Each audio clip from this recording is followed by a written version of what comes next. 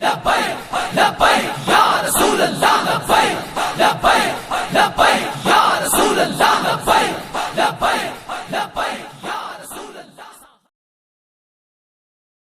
کو تو ابھی اس لیے سپورٹ کرتے ہیں کہ پاکستان میں اسلامک راج ہے، بھارت میں اسلامک راج ہے نہیں. کل کو مان لو بھارت اسلامک ہو گیا تو پاکستان کو ختم کر دیں گے، کیونکہ اسلام کا مطلب ہے لڑائی.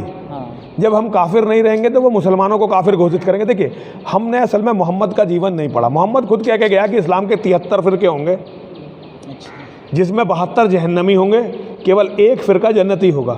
مطلب وہ لڑائی کی سمبھاونا ہے اسلام میں بھی. وہ ایک خونی درندہ تھا، وہ واستوک شیطان تھا. جسے شیطان کی کانسیپٹ ہے نا عیسائیت میں، ہمارے یہاں تو ہے راکشسوں کی کانسیپٹ. وہ شیطان کی کانسیپٹ جو ہے وہ واستو میں شیطان تھا جو سب کا وناش چاہتا تھا. تو محمد یہ کہہ کے گیا ہے کہ اسلام میں 73 فرقے ہوں گے جس میں 72 جہنمی ہوں گے، کیول ایک جنتی ہوگا. اب وہ جو جنتی ہے اس کا کام ہے کہ سارے کے سارے 72 فرقوں کو ختم کرے، تبھی تو اسے جنت ملے گی. 72 جہنمیوں کو ختم کرنا اس کا اپنی ذمہ داری ہے. تو اسلام کی لڑائی اب یہ کون طے کرے گا کہ 73 فرقوں میں کون سا جنتی کون سا جہنمی؟ ہر فرقہ یہی کہے گا کہ بھئی ہم زیادہ کٹر ہیں اس لیے ہم جنتی ہیں اور ہمیں سب کو ختم کرنا ہے. شہزادہ تاج الشریعہ قائد ملت آبرو اہل سنت حضرت علامہ اسجد رضا خان صاحب قبلہ کی بارگاہ میں ہم حاضر تھے. کچھ باتیں چل رہی تھی، تب آپ نے جو نصیحت فرمائی اپنے والد گرامی کو یاد کرتے ہوئے، وہ جملہ بالکل وہی ہے جو آج میں تفسیر کر رہا ہوں. کل کی بات ہے، آپ نے فرمایا کہ 2012 کی بات ہے. ایک علاقے سے ہم آ رہے تھے، حضرت بھی تھے، حضور تاج الشریعہ رحمۃ اللہ تعالی علیہ بھی تھے. تو اس علاقے میں فسادات ہوئے تھے، رائٹس ہوئے تھے اور پولیس پکڑ دھکڑ کر رہی تھی. کئی لوگوں کو پکڑ کر کے اندر کیا جا رہا تھا. اب حضرت کے پاس کچھ لوگ آئے اور یہ شکایت کی. یہ بہو وہی روایت میں آپ کو بیان کر رہا ہوں جو حضور قائد ملت نے مجھے کل ہی بیان کیا، اور میں حضرت کے سامنے بھی یہ بات کہا بھی تھا کہ اتنی فکر انگیز بات ہے کہ اس پر تو پوری تقریر ہونی چاہیے. آپ نے فرمایا کہ ابا کے پاس کچھ لوگ آئے اور شکایت کرنے لگے کہ حضور ہمارے علاقے میں فسادات ہوئے، رائٹس ہوئے، اب پولیس پکڑ کر کے لے جا رہی ہے فلاں کو. لیکن ایک شکایت اس بات کی کہ یہ پکڑوانے والے کوئی دوسرے نہیں ہیں، مسلمان ہی ہیں، آپس میں ہی ایک دوسرے کو پکڑوا رہے ہیں. بیچ میں ایسے خبری ہیں، ہو جا کر کے خبر دیتے ہیں پولیس کو کہ یہ فلاں کا ایسا ریکارڈ ہے، فلاں ایسا کرتا ہے، اس کے پاس اتنا مال ہے، اس کے پاس فلاں ہے. تو پکڑوانے میں، گرفتار کروانے میں سب سے زیادہ یہاں مسلمان ہی عمل کر رہے ہیں. یہ شکایت حضور تاج الشریعہ رحمۃ اللہ تعالی علیہ کے پاس آئی تو حضور قائد ملت فرماتے میں نے والد گرامی سے ایک جملہ سنا. حضور تاج الشریعہ رحمۃ اللہ تعالی علیہ نے ایک جملہ فرمایا کہ اے لوگوں سنو، اللہ رب العزت نے مسلمانوں پر کافروں کو تسلط دیا نہیں. اللہ مسلمانوں پر کافروں کو تسلط یعنی قبضہ دیا نہیں جب تک کہ کوئی مسلمان ہی مسلمان کو نہ پھنسا دے، کسی دوسرے کی ہمت نہیں.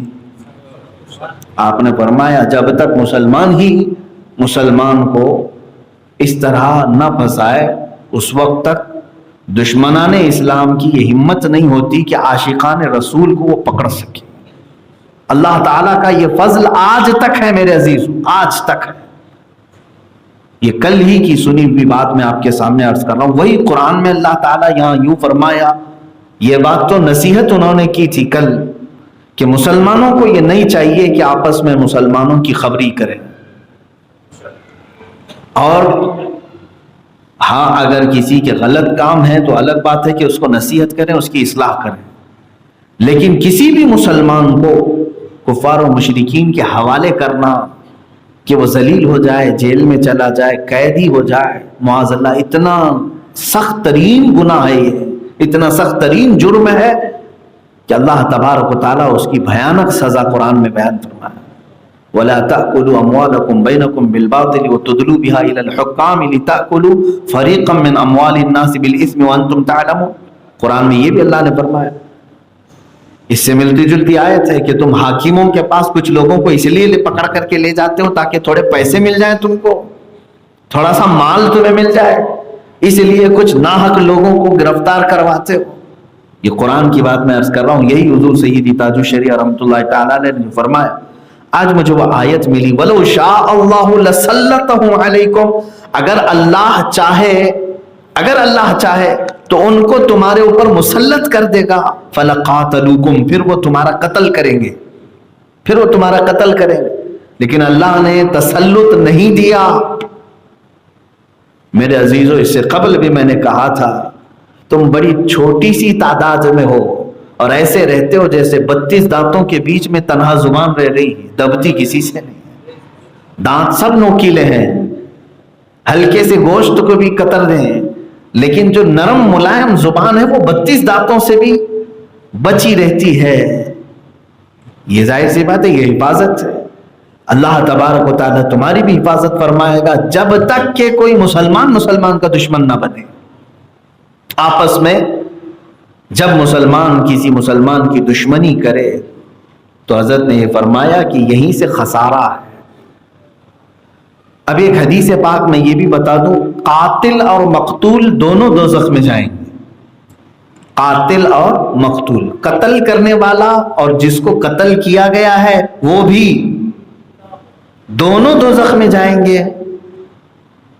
بات سمجھ میں آ رہی ہے آپ کو؟ قتل کرنے والا تو سمجھ میں آ گیا کہ یہ ظالم ہے، تلوار اٹھایا یا مرڈر کیا، جس سے بھی کیا۔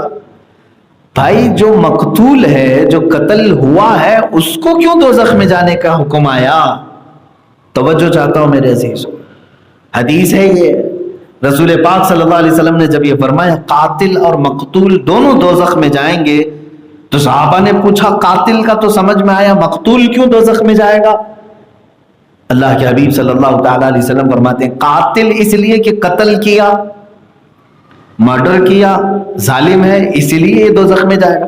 مقتول اس لیے کہ اسے موقع نہیں ملا، موقع ملا ہوتا تو وہ اسے قتل کرنے والا تھا۔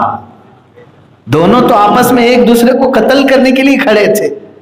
ظلمن جو قتل ہوا اس کی بات نہیں کر رہا ہوں، آپس میں گتھم گتھا ہوئے، دونوں لڑنے کے لیے آئے، ایک قتل ہو گیا، ایسی جگہ پر حدیث میں ہے دونوں جہنم میں جائیں گے۔ کیوں؟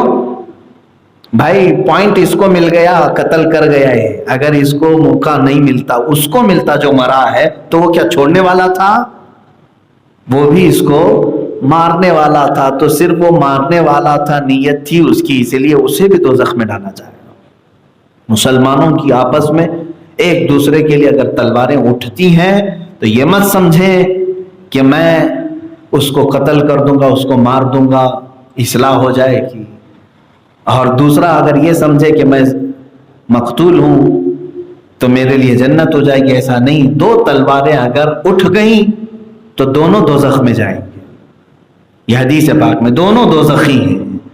حتیٰ کہ رسول کریم صلی اللہ تعالیٰ علیہ وسلم نے مدینہ طیبہ میں صحابی جو تلواریں اس طرح سے کندھے پر ڈال کر کے چلتے تھے، اور تلوار گول چاند کی طرح ہوتی تھی، اور اس طرح سے کندھے سے نکل کر کے اس کا سامنے کا سرا جو تلوار کی نوک ہوتی ہے وہ سامنے یوں لٹکی رہتی تھی، دکھتی تھی۔ ایک صحابی کندھے پر اس طرح تلوار لٹکائے آ رہے تھے، میرے آقا صلی اللہ تعالیٰ علیہ وسلم نے فرمایا اس تلوار کی نوک کو پیچھے کی طرف کر لو، بدل لو، پیچھے کی طرف کر لو۔ تو صحابی نے پوچھا یا رسول اللہ صلی اللہ علیہ وسلم طریقہ تو یہی ہے تلوار لٹکانے کا، تلوار کندھے پر لٹکانے کا طریقہ یہی ہے، پلٹ دوں۔ انہوں نے پلٹ دیا۔ حضور اکرم صلی اللہ تعالیٰ علیہ وسلم سے پوچھا گیا ایسا کیوں؟ اللہ کے نبی صلی اللہ تعالیٰ علیہ وسلم فرماتے ہیں اس لیے کہ تم مدینے میں رہ رہے ہو اور میں یہ نہیں چاہتا کہ تلوار کی نوک بھی کسی مسلمان کی طرف ہو، تلوار کی نوک بھی کسی مسلمان کی طرف۔ میرے عزیزو، ہمیں اس معاشرے کی ضرورت ہے، اس معاشرے کی ضرورت۔ تلواریں اٹھتی ہیں ہر زمانے میں، ایک دوسرے میں گتھم گتھا ہوتے ہیں، لیکن رسول پاک صلی اللہ تعالی علیہ وسلم ان تمام فسادات سے کبھی نہیں راضی ہوں گے، کبھی نہیں راضی ہوں گے۔